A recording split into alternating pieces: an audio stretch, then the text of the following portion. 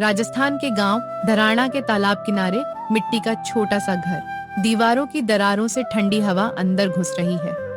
माँ सुशीला और उसके दो बच्चे, बेटा भोला और बेटी मीरा बैठे हैं। मीरा 16 साल की जवान, खूबसूरत और समझदार लड़की है। भैया, घर में राशन भी खत्म हो गया और जलाने को लकड़ी भी नहीं बची। कल सुबह क्या खाएंगे? ठंड कैसे काटेंगे? आज पूरा दिन गांव में भटका पर कोई काम ही नहीं मिला बहन। जेब खाली है, दिमाग सुन्न पड़ा है। कल फिर जाऊंगा, कहीं ना कहीं तो मिलेगा ही। मैं संभाल लूंगा, तू हिम्मत मत हार। सुबह की हल्की धुंध। भोला अलग अलग घरों के दरवाजे पर जाता है। काकी जरा सुनिए, कोई भी छोटा मोटा काम हो तो बता दीजिए। 2 वक्त की रोटी के बदले जो कहोगी कर लूंगा। अरे तू वही ना, खटीक जाति वाला भोला, हमारा दरवाजा भी अपवित्र कर दिया। जा, हमारे यहाँ तेरे लिए कोई काम नहीं, दूर हट। काकी काम से मतलब रखो, जाते से नहीं। भूख सबको लगती है। चाहे कितनी भी भूख लगे, हमारे यहाँ छोटी जात वालों के लिए ना काम है ना जगह। काका, खेत में मजदूर चाहिए हो तो रख लो, जो मजदूरी ठीक लगे दे देना। बहन के मुंह पर ताला लग गया है भूख से। तेरे जैसे को खेत में घुसने दूंगा तो पूरी फसल अपवित्र हो जाएगी। हम ऊंची जात के हैं, छोटी जात वालों को काम देना पाप समझते हैं। आगे बढ़, यहां से कुछ नहीं मिलेगा। भोला वापस लौटता है। उसने मन में सोचा, इनके लिए मैं इंसान नहीं, सिर्फ छोटी जात का गरीब आदमी हूं। न काम न इज्जत। शाम ढल रही है। गांव की सबसे बड़ी हवेली। भोला हिचकते कदमों से आंगन में प्रवेश करता है।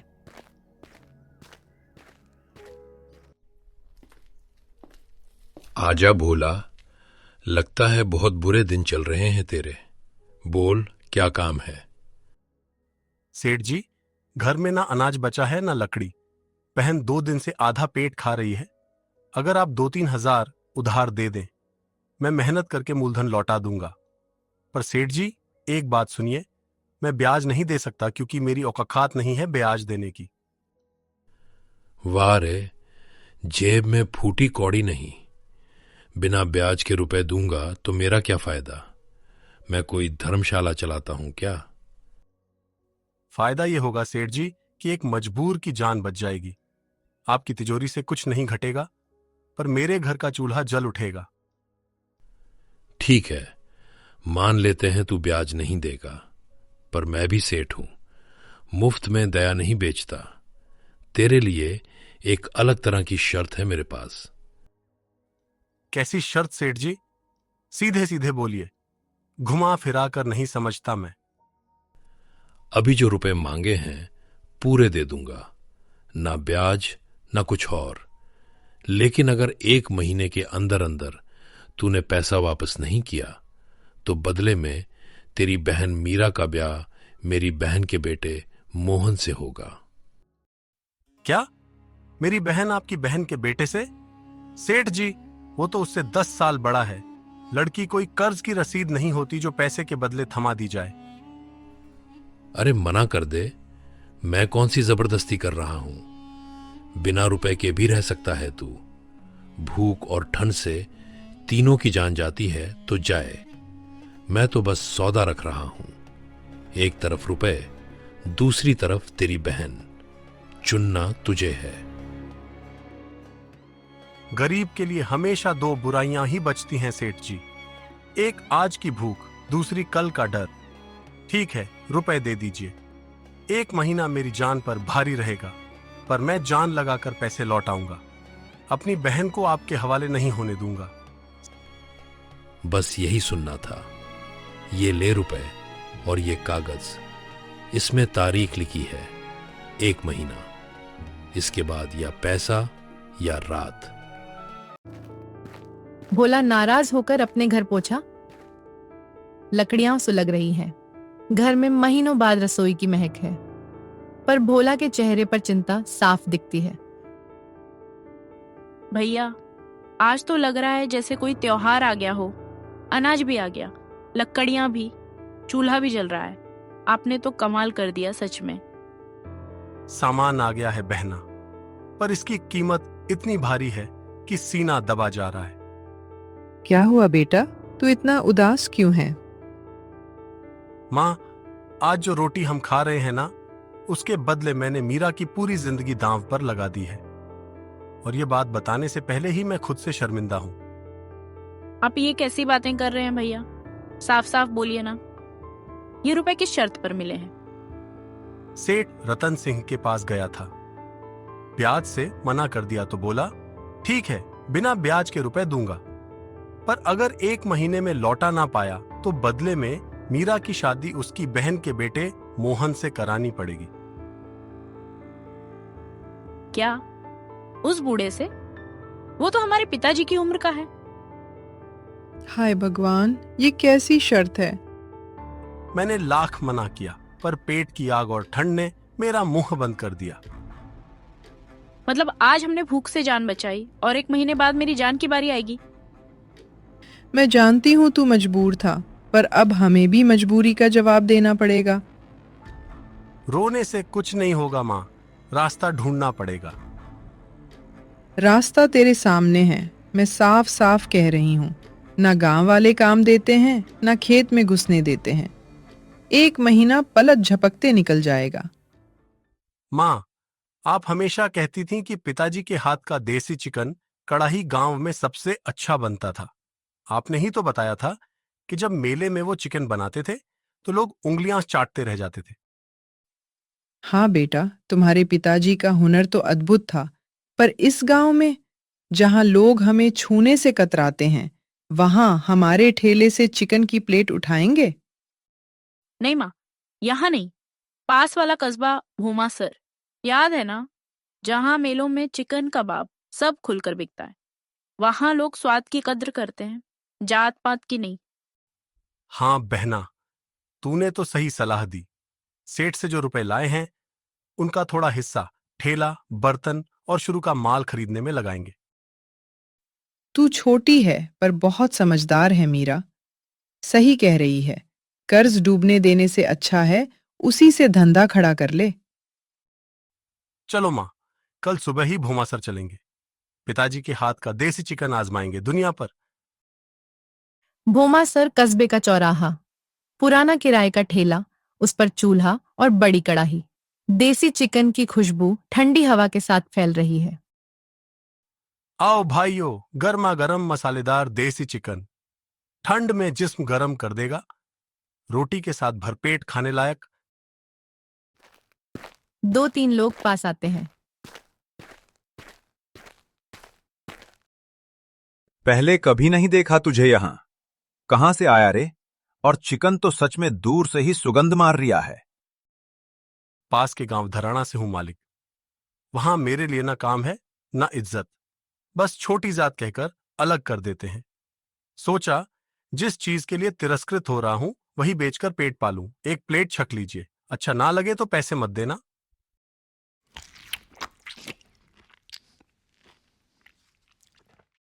अरे वाह, यूं तो सच में बड़ा कमाल का है।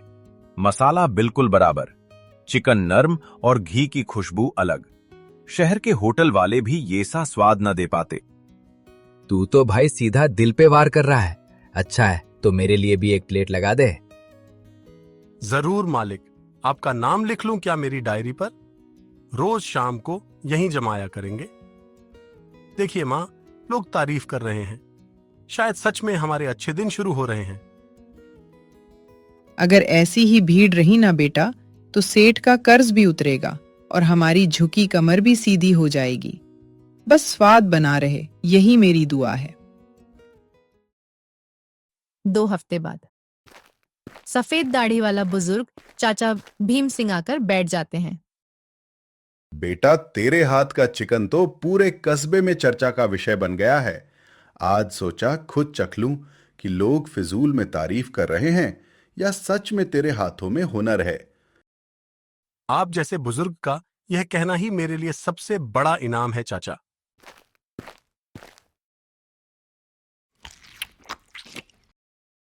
आप बताइए, नमक मसाला बराबर है ना?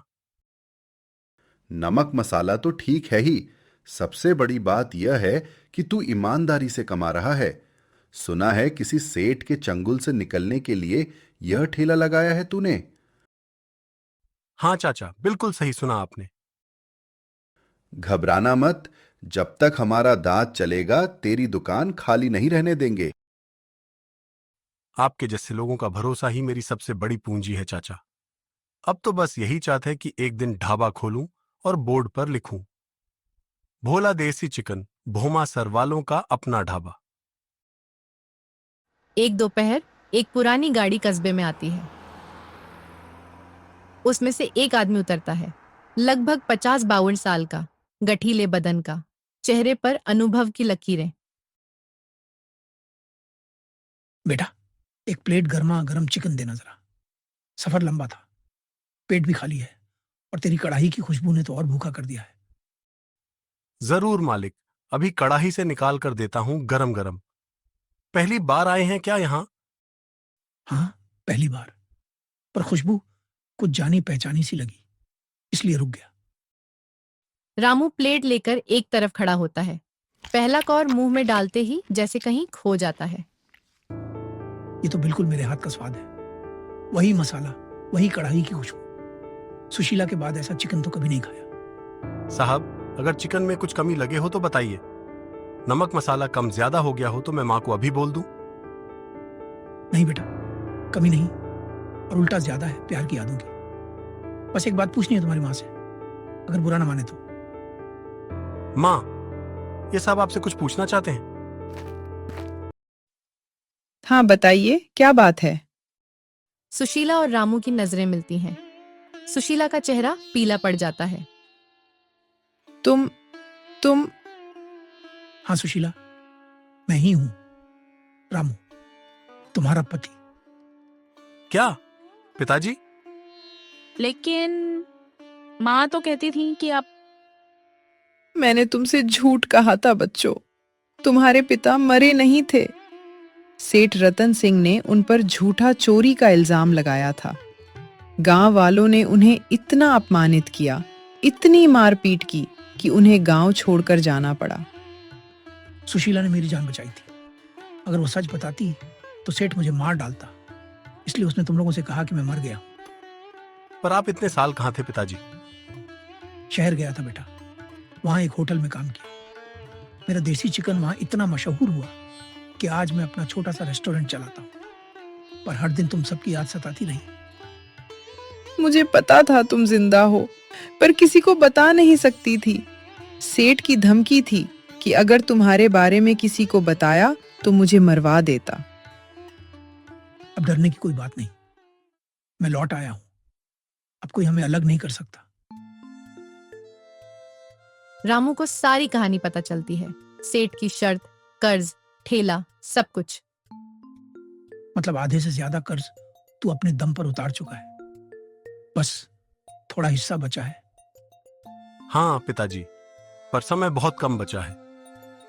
अब आगे की चिंता छोड़ दे। कल सुबह सेठ के पास हम सब चलेंगे, उसका पैसा मैं चुका दूंगा। तो अब मुझे उस बूढ़े से शादी नहीं करनी पड़ेगी ना पिताजी? कभी नहीं बेटी, जब तक तेरे सिर पर बाप का हाथ है, कोई भी सेठ तुझे सौदे की चीज समझने की हिम्मत नहीं करेगा।